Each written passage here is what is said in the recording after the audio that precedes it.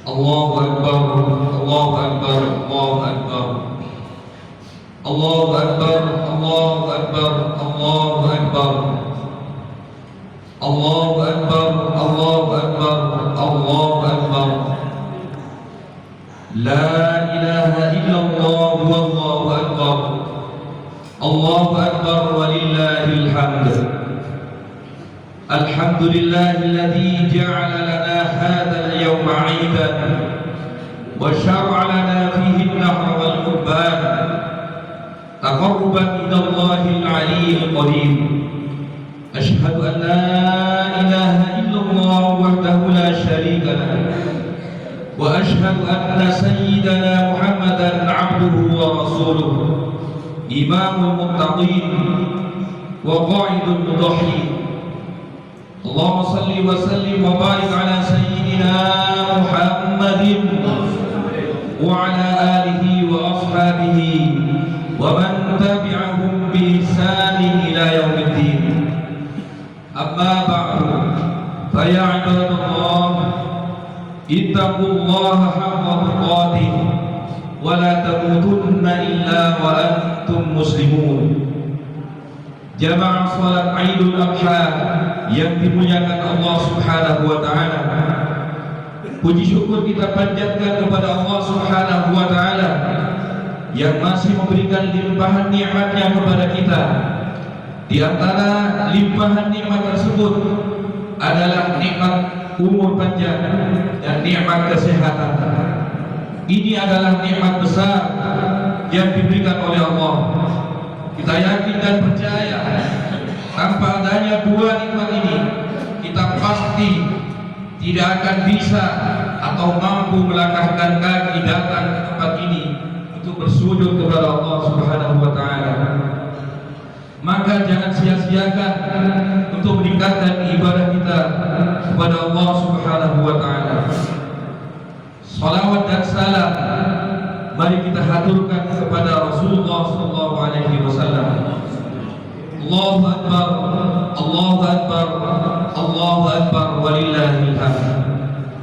Kaum muslimin yang dirahmati Allah, wujud dari rasa syukur terhadap nikmat yang telah Allah berikan adalah dengan bertakwa kepada Allah Subhanahu wa taala, yaitu dengan menjalankan segala yang diperintahkan Allah dan menjauhi segala larangannya.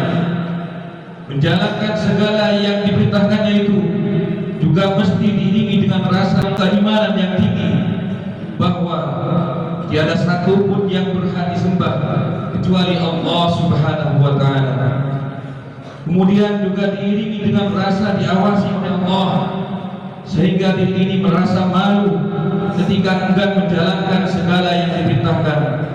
Kemudian rasa takut karena di balik perintah tersebut pasti ada yang akan ditimpakan ketika kita enggan menjalankan perintah tersebut. Allahu akbar, Allahu akbar, Allahu akbar walillahil hamd. Kaum muslimin yang dirahmati Allah, hari ini kita berkumpul dalam suasana kemenangan. Bukan sekedar kemenangan karena telah menyelesaikan ibadah haji atau puasa Arafah, tetapi kemenangan spiritual karena kita diajak untuk menelusuri jejak sejarah manusia paling agung, sejarah pengorbanan.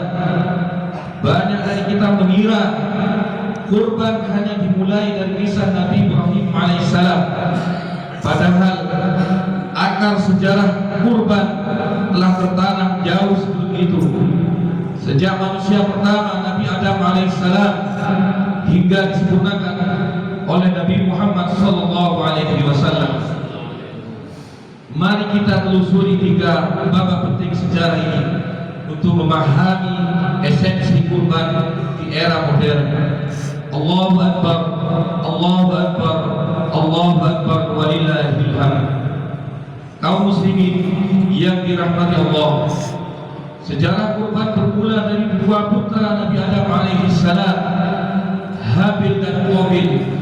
Allah Subhanahu wa taala berfirman dalam Al-Qur'an surah Al-Maidah ayat 27. Watlu alaihim naba bani Adam bil الحق إذ قربا قربانا فتقبل من أحدهما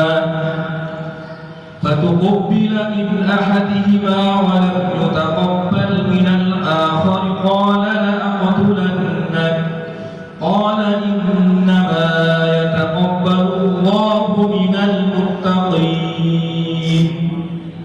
Dan ceritakanlah kepada mereka kisah kedua putra Adam menurut yang sebenarnya.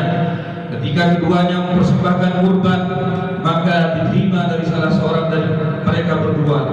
Walam yutaqabbal minal akhar, dan tidak diterima dari yang lain. Qala la atulanna, Qabil berkata, aku pasti membunuhmu. Qala innama yataqabbalu Allahu minal muttaqin. Habil berkata, sesungguhnya Allah hanya menerima kurban dari orang-orang yang bertakwa. Pelajaran penting yang bisa kita ambil pelajaran adalah bahwa kurban Habil diterima bukan karena hewan yang disembelihnya lebih mahal, melainkan karena ketakwaan dan ketulusan hati. Sebaliknya kurban Qabil ditolak karena hatinya dipenuhi iri, dengki dan riya.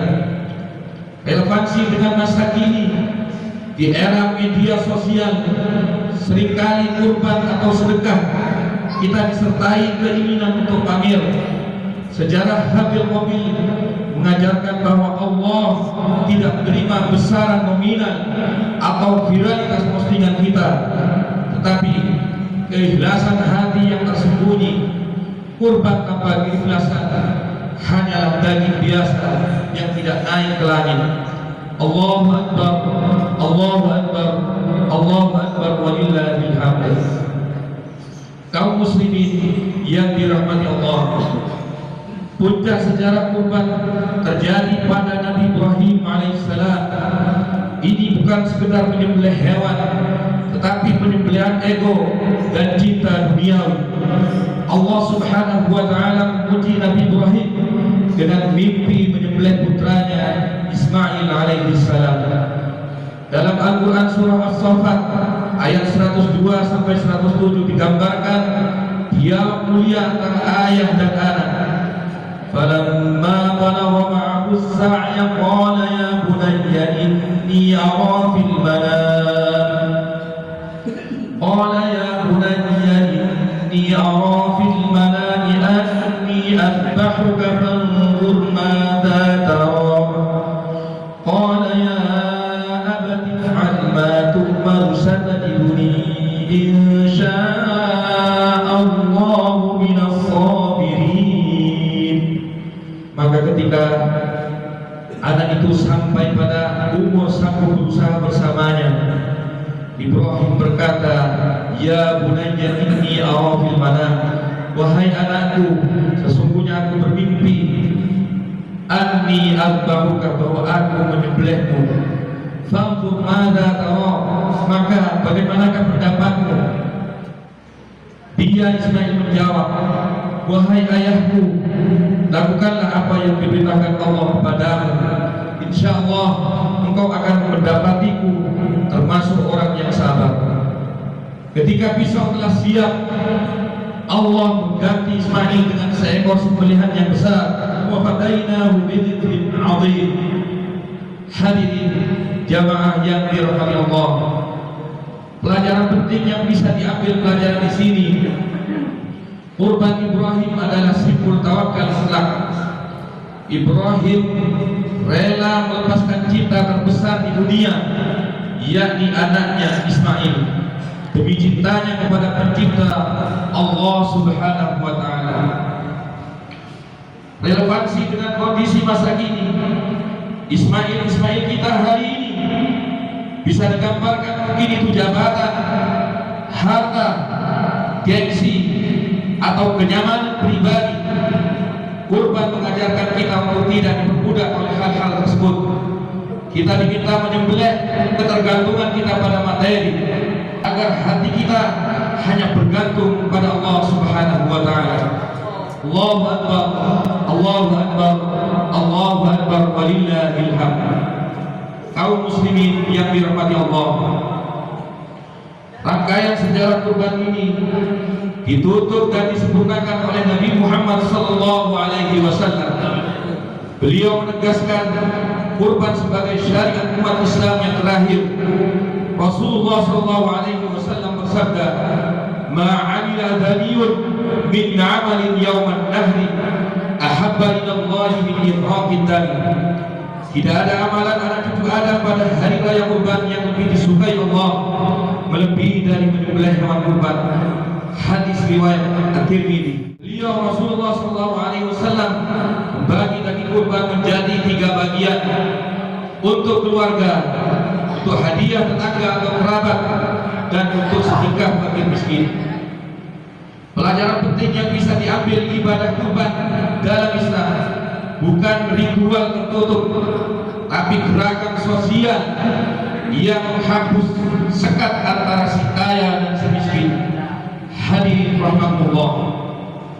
Lalu bagaimana kita memaknai sejarah panjang ini?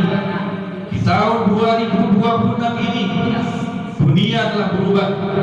Kita hidup di era digital, era krisis iklim, dan era kesenjangan ekonomi. Berikut adalah 3 transformasi makna kurban untuk konteks kekinian. Pertama, kurban dari sekedar ritual menjadi gerakan ketahanan pangan dan gizi. Daging kurban bukan sekedar lauk pauk di tengah isu stunting dan gizi buruk yang masih menghantui Indonesia. Kurban adalah solusi nyata. Setiap daging yang dibagikan adalah asupan protein hewani bagi anak-anak prasejahtera yang mungkin jarang merasakannya. Tindakan nyata, pastikan distribusi kurban tepat sasaran. Jangan biarkan daging menumpuk di kalangan mampu, sementara tetangga yang membutuhkan tidak bagian. Ini adalah implementasi dari keadilan sosial. Yang kedua, kurban ramah lingkungan. Sejarah kurban mengajarkan kebersihan dan kemuliaan. Namun limbah kulit, darah, jeroan sering mencemari lingkungan jika tidak dikelola. Jadikan kurban sebagai bagian dari Green Islam. Kelola limbah kurban dengan benar. Manfaatkan kulit untuk kerajinan bernilai ekonomi. Pastikan sampah organik tidak mencemari lingkungan.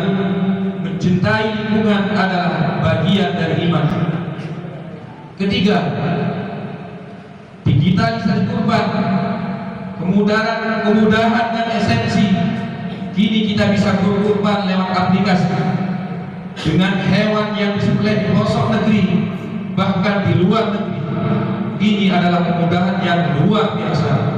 Jangan sampai teknologi membuat kita kehilangan ruh kurban. Meskipun kita membayar dengan transfer, usahakan agar hadir secara fisik atau mental saat penyembelihan, atau setidaknya mengetahui siapa penerima manfaatnya. Jangan jadikan kurban sekedar transaksi klik bayar, tapi tetap merasakan empati terhadap sesama. Allahu Akbar, Allahu Akbar, Allahu Akbar, walillahil hamd. Kaum muslimin yang dirahmati Allah, dari Nabi Adam alaihissalam hingga Nabi Muhammad sallallahu alaihi wasallam, benang merah kurban adalah menyucikan hati dari sifat kehewanan dan mengangkat martabat kemanusiaan. Habil mengajarkan kita keikhlasan, Ibrahim mengajarkan kita kepasrahan, dan Nabi Muhammad SAW mengajarkan kepedulian sosial. Mari kita gabungkan ketiga nilai ini, berkurban dengan hati yang ikhlas bagaimana Habil, dengan semangat pasrah total kepada Allah seperti berkurbannya Nabi Ibrahim alaihissalam, dan dengan kepedulian nyata terhadap sesama manusia dan lingkungan sebagaimana yang telah diajarkan oleh baginda Nabi Muhammad SAW. Semoga kurban kita tahun ini jadi kurban yang makbul, diterima Allah Subhanahu wa taala, dapat membersihkan harta kita, menyucikan jiwa kita, dan membawa keberkahan bagi seluruh alam. Amin amin ya rabbal alamin. Barakallahu li wa lakum fil Qur'anil azim wa nafa'ani wa وإياكم بما فيه من الآيات والذكر الحكيم. أقول قولي هذا وأستغفر الله العظيم لي ولكم.